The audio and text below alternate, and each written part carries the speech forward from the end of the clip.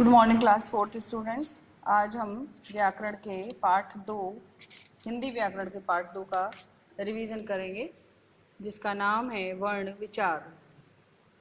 वर्ण विचार हमारे हिंदी वर्णमाला में, क्योंकि वर्ण से ही शब्द बनते हैं और हिंदी वर्णमाला में 2 तरीके के वर्ण होते हैं। एक होते हैं स्वर, एक होते हैं व्यंजन। स्वर जिन्हें हम इंग्लिश में वॉवल कहते हैं, और व्यंजन जिन्हें हम कॉन्सोनेंट कहते हैं। छोटा अ, बड़ा आ, छोटी बड़ी, छोटा ऊ बड़ा ऊ, र से ऋषि, छोटी ए, बड़ी ए, छोटा ऊ बड़ा ऊ, ये क्या होते हैं हमारे स्वर। और बाकी जो हमारे होते हैं वो होते हैं हमारे व्यंजन। तो 11 स्वर होते हैं और 33 व्यंजन। कोई भी शब्द या वाक्य जिन छोटी छोटी ध्वनियों से मिलकर बनता है वर्ण कहलाता है।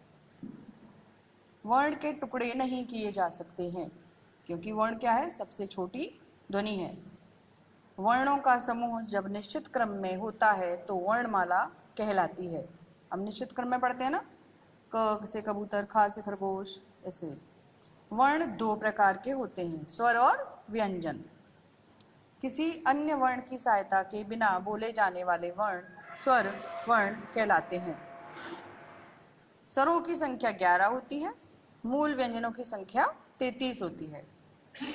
स्वर की सहायता से बोले जाने वाले वर्ण व्यंजन वर्ण कहलाते हैं। केवल 10 स्वरों की मात्राएं होती हैं। छोटा अ की मात्रा नहीं होती ना, इसलिए छोटा अ जो होता है वो मात्रा में, स्वर में तो आता है पर उसकी कोई मात्रा नहीं होती है। लेकिन वो जितने भी वर्ण का उच्चारण हम करते हैं, जितने भी व्यंजन का उच्चारण हम करते हैं, वो सभी के पीछे उसकी ध्वनि आती है। स्वर रहित व्यंजन हलंत से दर्शाया जाता है। अब जो व्यंजन हम, जैसे हम कहते हैं ना, आधा म बनाओ, आधा प बनाओ, आधा क बनाओ, तो उनके इसके नीचे हम एक हलंत बनाते हैं। ये देखिए, इस तरीके से हम हलंत बनाते हैं उसे।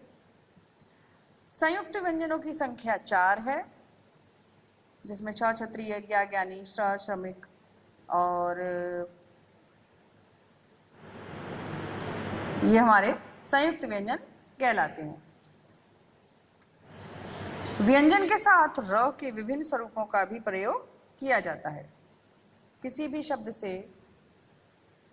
भी शब्द में प्रयुक्त सभी वर्णों को अलग अलग करना वर्ण विच्छेद कहलाता है। जैसे आप मैथ में एक्सपेंडेड फॉर्म सीखते हो, इसी तरीके से हिंदी में भी जो शब्द हम बनाते हैं उसको हम जब अलग अलग करके लिखते हैं तो हम उसको वर्ण विच्छेद कहते हैं। आइए अब हम इसका अभ्यास कार्य वो याद करेंगे। सही का निशान लगाइए। कौन सा वर्ण आयोगवाह नहीं है?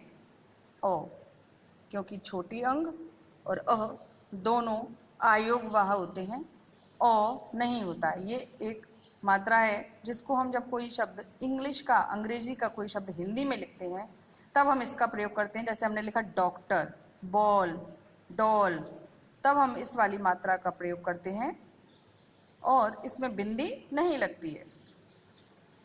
कितने स्वरों की मात्राएं होती हैं? 1, 10, 11। तो आपका सही उत्तर है 10। अभी हमने पढ़ा है ना कि केवल 10 स्वरों की मात्राएं होती हैं, तो सही उत्तर क्या है आपका? 10। स्वतंत्र रूप से बोले जाने वाले वर्ण क्या कहलाते हैं? स्वर। सही उत्तर क्या है आपका? स्वर। तो अभी आप ये अभ्यास कार्य याद करिए और पाठ का सारांश जो अभी हमने पढ़ा है उसको एक बार ध्यान से पढ़िए, सुनिए। आपके पास किताब है, इस पाठ 2 को पढ़िए, ठीक है।